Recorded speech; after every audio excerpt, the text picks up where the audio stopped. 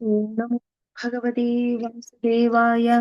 शुक्लाम्बरधरं विष्णुं शशिवर्णं चतुर्भुजं प्रसन्नवदनं ध्यायेत् सर्वविघ्नोपशान्तये। गुरवे सर्वलोकानां विषजे भवरोगिणां निधये सर्वविद्यानां दक्षिणामूर्तये नमः। जन्माद्यस्य यदोऽन्वयातिरतरच्चार्तेष्वभिघ्नस्वराट् तेने ब्रह्महृदाय आदिकवये मुह्यन्ति यत्सूरयः।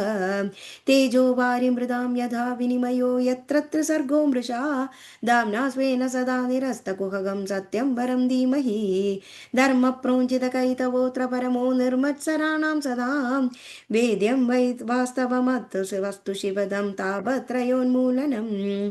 श्रीमद्भागवते महामुनिकृते किं वा परैरीश्वरः सद्यो हृद्यवरुध्यतेऽत्र कृतिभिः शुश्रूषुभिक्षणात् निगमकल्पतरोर्गलितं फलं शुकमुखादमृतद्रवसंयुधं पिबद भागवतं रसमालयं मुहुरगो रसिका भुवि भावुकाः। सच्चिदानन्दरूपाय विश्वोत्पत्त्यादिहेदवे तापत्रय विनाशाय श्रीकृष्णाय वयं नुमः। नारायणं नमस्कृत्य नरं चैव नरोत्तमं देवीं सरस्वतीं व्यासं ततो जयमुदीरयेत्। यं प्रव्रजन्तमनुपेतमपेतकृत्यं द्वैपायनो विरहकादर आजुहाव पुत्रेदि तन्मयतयोदरवोभिरेदु तं सर्वभूतहृदयं मुनिमानतोऽस्मि। यस्वानुभावमखिलश्रुतिसारमेघम् अध्यात्मदीपमततीर्षितां तमोदं संसारिणां करुणयाः पुराणगुह्यं तं व्याससूनुपयामि गुरुमुनीनां।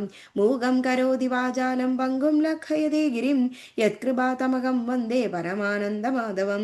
यं ब्रह्मा वरुणेन्द्ररुद्रमरुतस्तुन्वन्ति दिव्यैः सवैः वेदैः साङ्गपदक्रमोपनिषदैः गायन्ति यं सामगाः। ध्यानावस्थिततद्गतेन मनसा पश्यन्ति यं योगिनो यस्यान्तं न विदुःसुर असुरगणा देवाय तस्मै नमः। कोमलं कूजयन् वेणुं श्यामलोऽयं कुमारकः वेदवेद्यं परं ब्रह्म भासतां पुरतो मम।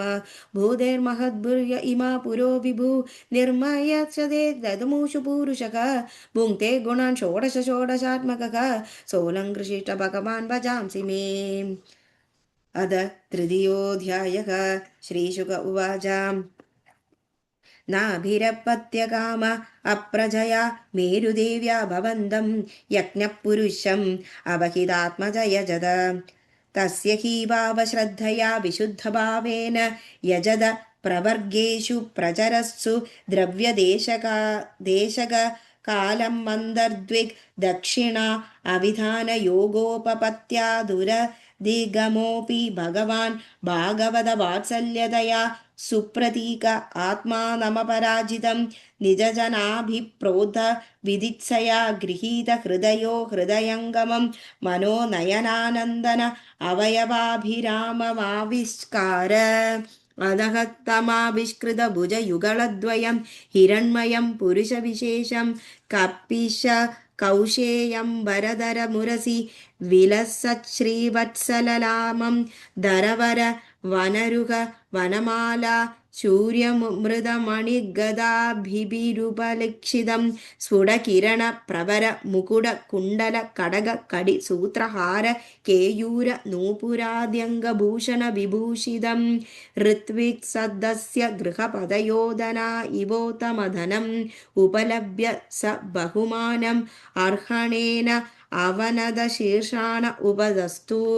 ऋत्विज ऊचुः अर्हसि मुहुरर्थमार्हणम् अस्माकम् अनुपधानं नमो नम इत्येतावत्सदुपशिक्षितं कोर्हति पुमान् प्रकृतिगुणव्यधिकरम् अधिरनीश ईश्वरस्य परस्य प्रकृतिपुरुषयोर्अव्वाक्तनाभिर्नामरूपाकृतिभिरूपनिरूपणं सकलजननिकाय व्यजिन वृजिन निरसन शिवतम प्रवर गुण गणैकदेशकदनादृते परिजनानुराग विरजित शबल संशब्द सलिल सित किसलय तुलसिकादूर्वङ्गुररैभ्य संहृदया सवर्यया किल परम परितुष्यसि अधानयापि न भवद इज्यरोरुर्भारभरदा समुचितम् अर्थमिहोपलभामहे आत्मन एवानुसवमञ्जस अव्यतिरेकेण भो भूयमानाशेषपुरुषार्थस्वरूपस्य किन्तु नाथाशिष आशासानानम् एतदपि संराधनमात्रं भवितुमर्हति।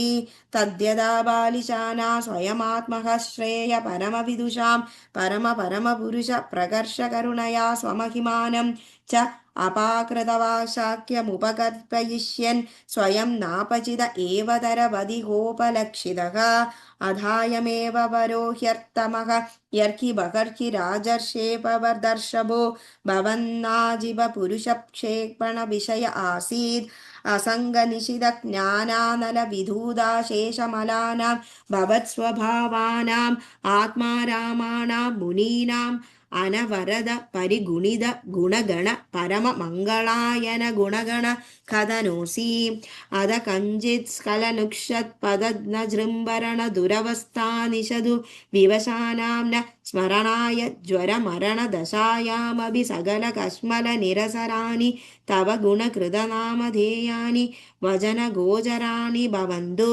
किञ्जायं राजर्षिरपत्यकामप्रजां भवादृशीमाशासान ईश्वरमाशिषां स्वर्गापवर्गयोरपि भवन्तम् उपधावति प्रजायामर्थप्रत्ययो धनदमिम् इदावदनफलीकरणम् को वा इह ते अपराजितया मायया अनवसति पदव्यानावृतम् अधिर्विषयविशरणाम् आवृतप्रकृतिरनुपासितमहच्चरणः यदुकभावत्तव पुररभद्रकर्तहिरसमाहूतस्ततात धिया मन्दानां नत्स्यत् देवहेलनं देवदेवार्हसि साम्येन सर्वान् प्रतिबोढुं विदुषाम् श्रीशुक उवाच इति निगदेनाभिष्टूयमानो भगवान् अनिमिषशर्भो वर्षधराभिवादित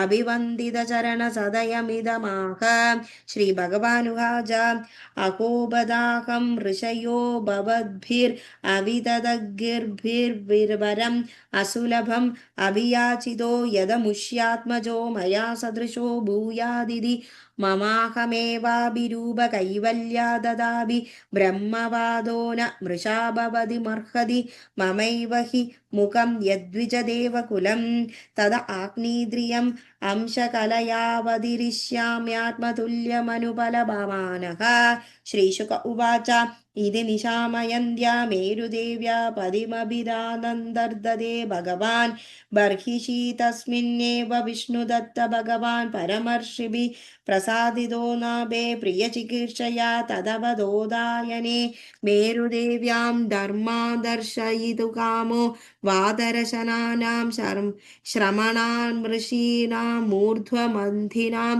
शुक्लया तनुवावततार इति श्रीमद्भागवते महापुराणे पारमहंस्यां संहितायां पञ्चमस्कन्धे नाभिचरिते ऋषभभावतरो नाम तृतीयोऽध्यायः श्रीहरे नमः श्रीहरे नमः गोपिका जीवनस्मरणं गोविन्द गोविन्द थैंक यू